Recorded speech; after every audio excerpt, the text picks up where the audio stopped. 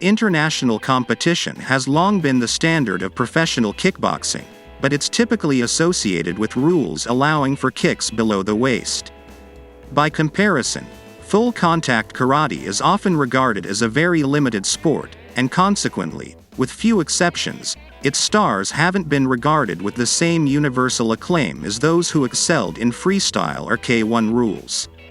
Nevertheless, the International Sport Karate Association has and continues to make significant efforts to change this perception, and this resulted in one of the more famous events in full-contact history. Namely, the USA vs. the World show that took place on September 6, 1992. This martial arts gala was held in the Thomas and Mack Center of Las Vegas, and was promoted by the company X Sport International. The matches were sanctioned by the ISKA, and several of the promotion's titles would be contested. It was a team-based event, with Team USA competing against the All-Eurasian Kickboxing Team, representing the Commonwealth of Independent States. Team Eurasia was coached by two-time Soviet karate champion Andrei Christoph, while Team USA was led by kickboxing legend Bill Superfoot Wallace. I will proceed directly to the matches, taking a look what fans saw during a time when the kickboxing landscape was rapidly changing. I'm sorry to say that I haven't been able to find adequate background information on all of the featured fighters, so there will be instances where my insight becomes very basic. We open with a bout in the middleweight division, between Team USA's Curtis Bush and Team Eurasia's Vladimir Popov. Bush had recently reached the zenith of his professional career after about a decade of competition. He's been one of the ISKA's frontrunners since becoming a world champion in 1990, and currently reigns as their welterweight title holder.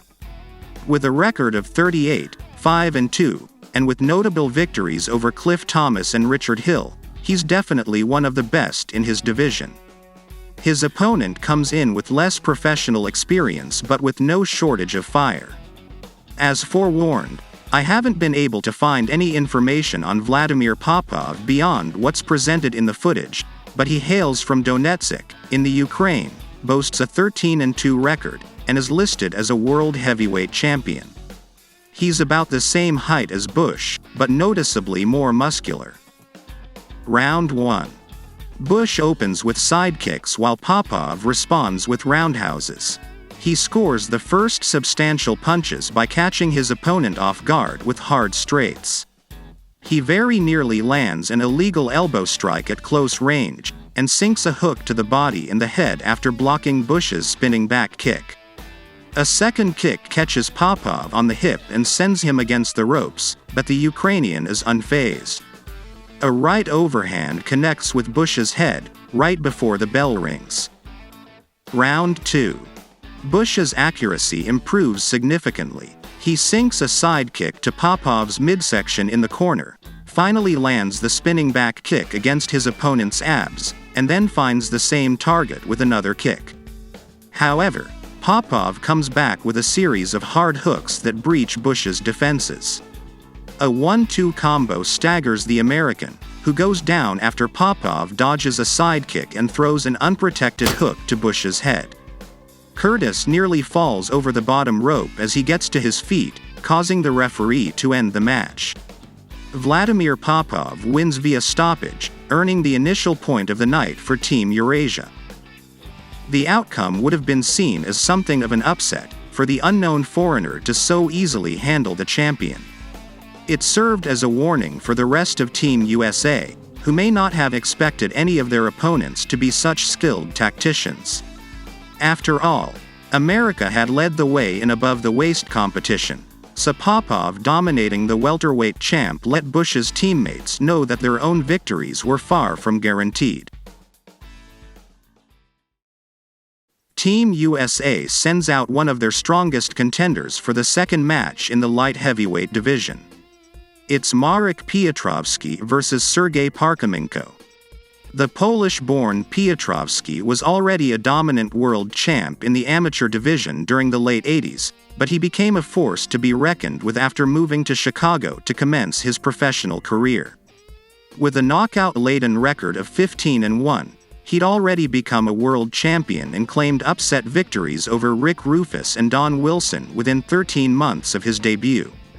He currently reigns as the ISKA North American champ, and enters with a reputation for power and virtually inexhaustible stamina. Sergei Parkomienko is a Russian fighter who arrives with an even better record of 28-2, in addition to a significant amateur career. Again, I don't know much about him, but he'll need to channel his greater experience against one of the mightiest contemporaries in kickboxing. Round 1. Kicks and jabs open the match, Piotrowski scoring the first solid strike with a left hook while fighting out of a clinch.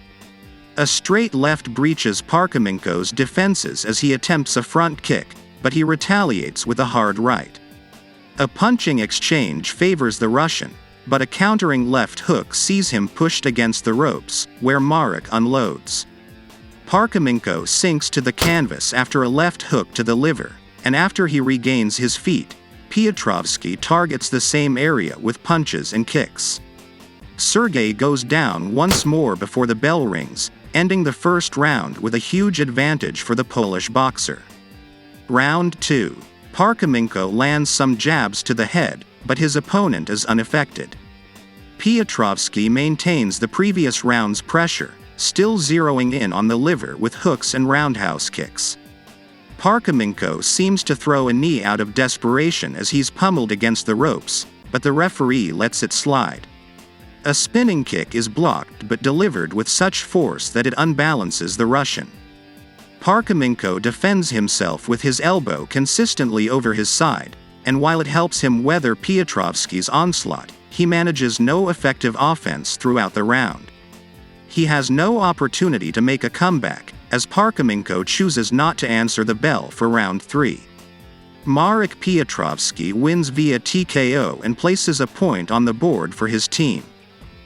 As dominant as Vladimir Popov was in the first match, Piotrowski seems to have outdone him for utterly neutralizing his adversary. Parkomienko started out with gusto but was simply unable to get any kind of foothold before suffering his knockdowns. As always, it's disappointing when a fighter decides of their own accord to concede a contest, but Parkomienko realized that his chances of being injured were high while his chances of turning the match around were increasingly low. Piotrowski's power and relentless pace were just too much, and they kept America in the game. Before moving on, I'd like to take a moment to raise awareness of the serious health concerns currently facing Marek Piotrowski. A neurological disease ended his competitive career in 1996, in the middle of a WKA championship reign, and his condition has apparently worsened to the point of necessitating extensive physical and respiratory therapy. The treatment is very expensive. If you're able, please consider contributing to the Champ's crowdfunding campaign, linked in the description. We move on to the welterweight division in the first title match of the night, as Chris Brinkerhoff takes on Viktor Vargotsky. Brinkerhoff has competed since the days of the PKA, and he's become something of an unsung hero in his division. He's held both the FFKA World Light Welterweight and the Kick World Welterweight Championships, and currently reigns as the ISKA US and International Welterweight Champion, the latter of which will be contended now. In 30 matches, he's only been defeated once. Vargotsky hails from Kiev and holds a record of 13-2 with 8 knockouts. He's a wild card entry who has everything to gain by picking up a major title tonight in Vegas. Round 1. Both boxers come out very aggressively with jabs and roundhouse kicks, and Vargotsky is warned about a strike to the back of the head. The fighters continually circle, neither seeking the defensive, and they almost collide faces when darting in simultaneously. Vargotsky lands a perfect spinning back kick to the midsection, but Brinkerhoff absorbs it. He finds himself against the ropes from a Vargotsky flurry, but again doesn't seem the worse for wear. Vargotsky avoids a spinning heel kick, then takes a short left jab as he darts in. The video jumps to round 4. but Vargotsky was previously able to secure a standing 8 count over his opponent with a left uppercut. It would seem as though he's now leading in the scorecards. Likely feeling this pressure, Brinkerhoff maneuvers Vargotsky against the ropes and throws another reverse roundhouse, only to get caught up and slip. Brinkerhoff sinks an uppercut, then stonewalls a sidekick so that Vargotsky pushes himself off balance. Round 5. Chris has gotten a better feel for Victor's timing and is able to repeatedly tag him with kicks while avoiding counter-strikes. Brinkerhoff is able to avoid a spinning backfist, but while doing so, he smacks his face into Vargotsky's shoulder. Then, the referee notices a cut above Vargotsky's left eye and pauses the match. Moments later, the ringside physician ends the fight entirely, claiming that the Ukrainian cannot safely continue. Unexpectedly, Chris Brinkerhoff wins via stoppage and retains his championship. This is easily the most disappointing ending of the night because it was clear that neither boxer was done fighting. Nevertheless, both competitors put forth a great effort and created what seems to have been an exciting match. Brinkerhoff deserves credit for wresting back his advantage before the end, and even Vargotsky can take pride in the fact that his loss wasn't decisive. I don't know if a rematch ever took place. Up next is a super heavyweight bout, which in hindsight may be the most significant match on the card. It's Brad Hefton versus Dr. Iron Fist, Vitali Klitschko. Bad Brad had been the face of full-contact fighting for the better part of a decade since capturing the PKA World Heavyweight title in 1983, utilizing an extremely flashy and crowd-pleasing fighting style.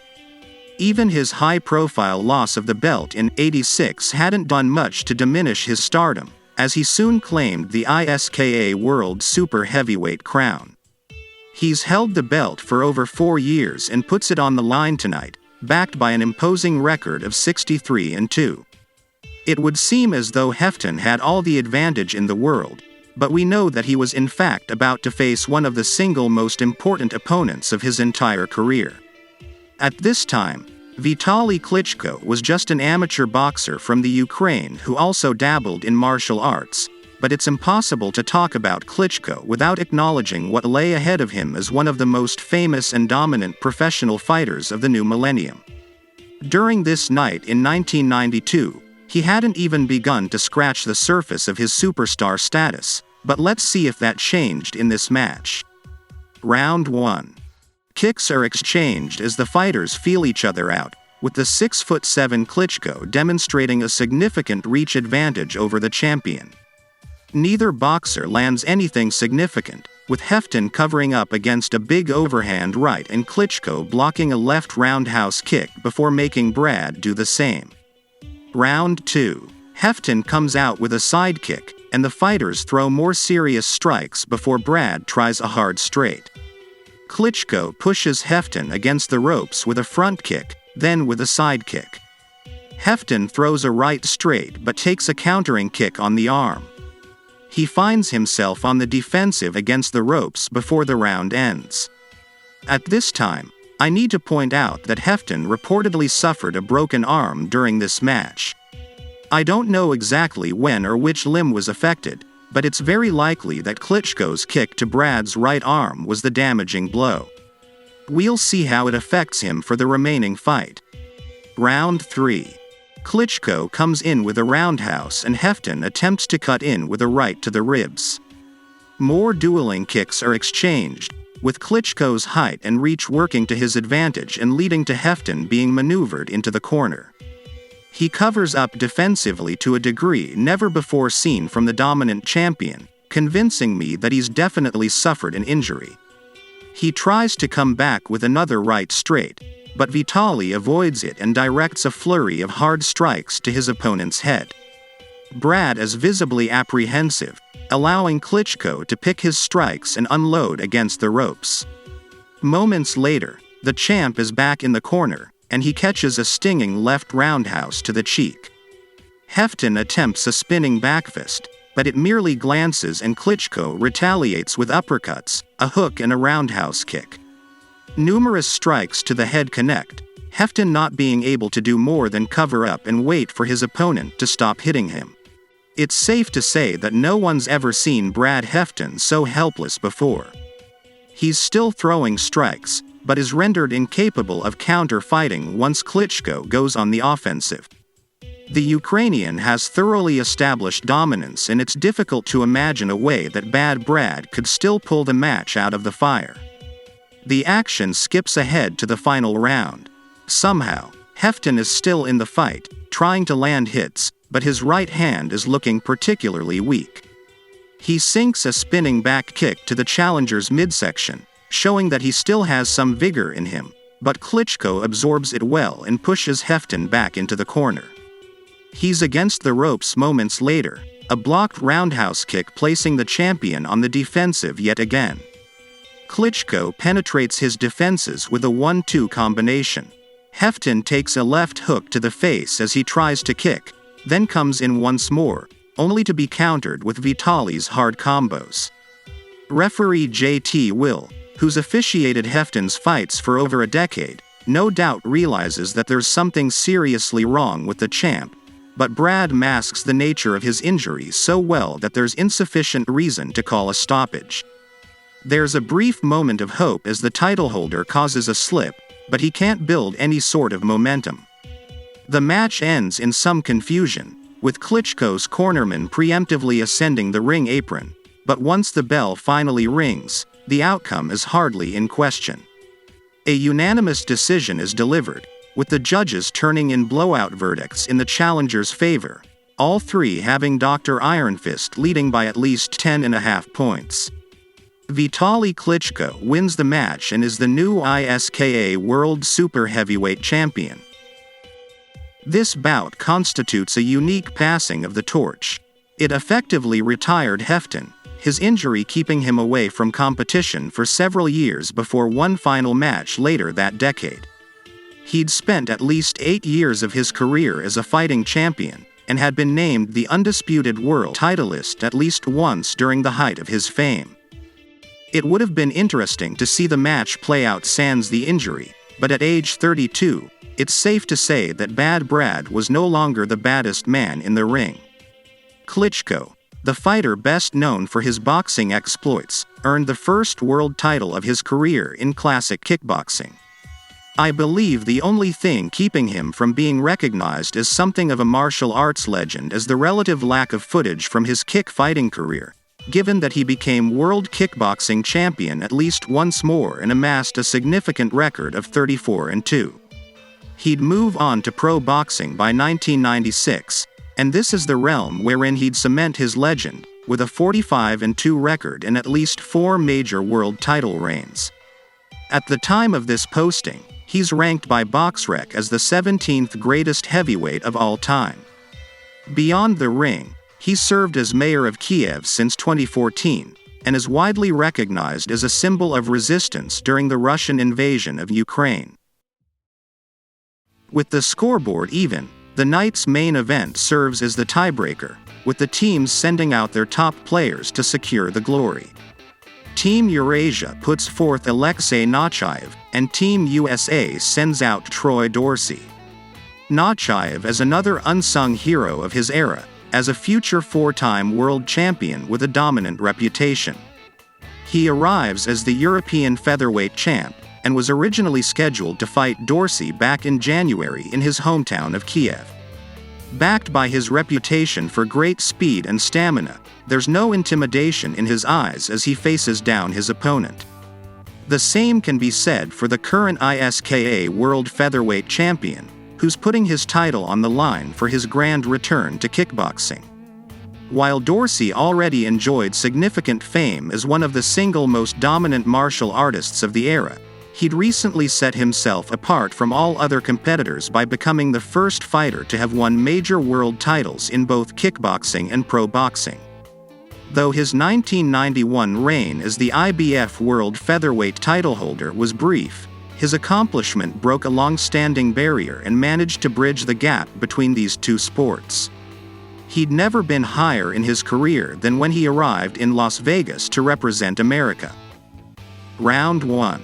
Dorsey catches a glancing left hook as he charges in, but barely seems to notice, repaying his opponent with one of his own. Nachaev backs up, taking a straight right to the chin but managing to retaliate from the corner when Dorsey throws a spinning kick. He lands a 1-2 combo to the face, then a right hook that causes Troy to lose his balance. Dorsey comes back with effective head movement and side kicks, then connects with a straight right and a front kick. Nachaev counter-fights while backing up, targeting a bruise around the champion's eye. The bell rings following a near-missed back kick from Nachaev. Round 2. Dorsey opens with a back kick and sinks a good left. He keeps coming forward, but leads with his face and suffers a knockdown following a right hook. Nachaev lands several hooks to the head as he again fights out of the corner. Dorsey seems weakened, because even when he lands a right hook, it's nowhere near as hard as Nachaev's strikes. He connects with a spinning kick and a straight left, but Alexei comes right back with fists of his own. A monstrous right hand and an uppercut continue to hurt the American. Nachaev throws a front kick to the face that, to his credit, Dorsey is able to absorb. He sinks a hard right that momentarily slows down the Ukrainian, but Nachaev replies with one of his own. Dorsey lands an inadvertent punch after the bell rings, but his opponent's none the worse for it. This round clearly goes to Alexei Nachaev, who's trained excessively well for Troy Dorsey's tactics. He's landed most of his power strikes while avoiding most of Troy's own, and the significance of knocking down the usually indomitable destroyer can't be overstated. Within 2 minutes, it's become his match to lose. Round 3. Nachaev evades as Dorsey charges. He takes a right hook but returns with a right straight, and then focuses on Dorsey's abdomen with uppercuts. A straight left from Troy lands flush, but again, there's insufficient power behind it. A spinning backfist glances off the American's head. Good defensive movement from Nachaev is followed by some stiff slugging against the ropes. Dorsey replies with strikes to the face, finally managing to do some significant damage to his opponent. There's an instance of excellent strength and strategy when he uppercuts the Ukrainian, raising his head above his gloves before promptly landing 2 unprotected punches to the face. He's looking for the knockout blow but can't find it before the bell rings. Round 4. Dorsey lands a big right against the ropes, then more after Nachaev attempts a backfist. Alexei is shaky on his feet as he backs up, again taking punches defensively and barely avoiding a roundhouse kick. He receives an initial standing count, and then another after a punch knocks out his mouthpiece. Dorsey advances again, having become impervious to Nachaev's counterstrikes, and Alexei is probably thankful to hear the bell. The tables have definitely begun turning. Throughout his career, Troy Dorsey was known to take a lot of punishment during opening rounds, only to build strength over time and become truly dangerous as a match nears its middle. This is where Alexei Nachaev finds himself now, at the eye wall of the hurricane, and we will see if he can weather the storm. Round 5. Nachaev misses a spinning back kick and retreats quickly. He lands a few uppercuts and a right hook at close range. That stick and move is once again his game plan and he doesn't maintain the pressure. He connects with a sloppy backfist, but finds himself sitting on the ropes as Dorsey bullies inward. Then, dramatically, it's over. Dorsey lands a stiff right hook to Nachaev's jaw and Alexei goes down immediately. The fight is stopped at once, Nachaev literally falling over himself as he tries to return to his feet. Troy Dorsey is declared the winner via TKO and retains his championship. This was an all-time classic match and a solid rebuke to anyone who claims that above-the-waist rules can't be exciting. The promoters were right to make it their headlining event, as the fighters put on arguably the best bout of the night. Alexei's convincing advantage early in the fight heightened the tension for a dramatic comeback by Troy Dorsey, thereby kicking off the Texans' return to kickboxing. He subsequently rose in weight class and ended up winning the World Super Lightweight Championship within 2 years. However, pro boxing remained his focus, and he went on to have some of his most famous matches between now and 1998, including an IBO World Super Featherweight title win.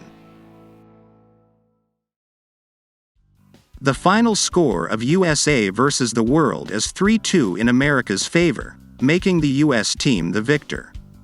I don't know if an award ceremony followed the fights, but the audience who watched the show live must have left the Thomas and Mack Center feeling satisfied with the action.